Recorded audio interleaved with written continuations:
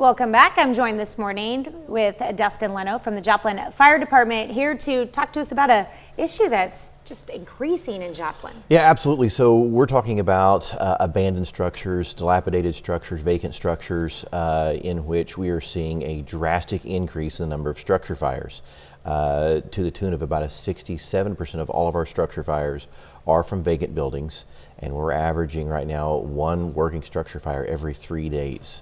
Wow. Yeah, it's a drastic increase over 2021 numbers. So how are the fires starting in these abandoned structures? It could be things from like open flame cooking, because typically these structures have no power, no gas, no water to them, and in different states of disrepair. So improperly using extension cords off generators, overloading, things like that is kind of what we're seeing.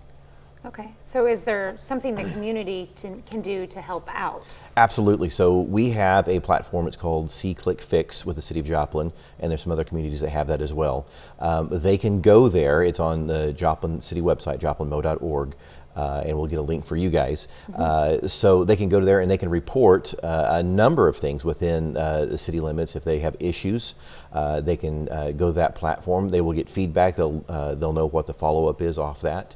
And that will be brought directly to the attention of city management and go to the proper departments for mitigation. Okay, so if what you're specifically asking them to report is if they notice abandoned structures. Absolutely. Whether there's people living in them or just that they're abandoned in general? Just abandoned in general, because we can actually take that information and enter it into our CAD system or our response software, and it gives our personnel kind of more of a heads up on what to look for. Our personnel do a very good job of getting out and knowing their districts, but sometimes it moves very, very rapidly. These structures offer a very special risk to our firefighters, in that I believe the structure fire here on Sargent that's running, where the porch collapsed, that one, they had a report of an individual possibly on the second floor, and although it's vacant, we cannot assume that it's unoccupied. Right. So we will go in and search that building. This structure didn't have a floor on the first level. It was just open. So crews go in there in very limited visibility, and it's a very dangerous situation. We don't want to get crews hurt. We don't want to get people hurt, and we don't want an individual in that structure in the first place that could be harmed. So is your response different to the homes where they are abandoned if you know that in advance?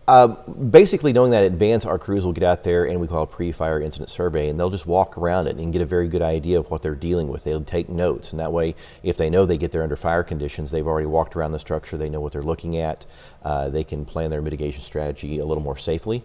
Okay. And that's the biggest thing, is we want our crews to be safe, we want our citizenry to be safe. That's the goal, to keep everybody safe. And Absolutely. You can do your part. You can find a link to the See-Click Fix app on our website later this morning. Thank you so much for coming in. Thank you. We'll be right back. Briggs Automotive up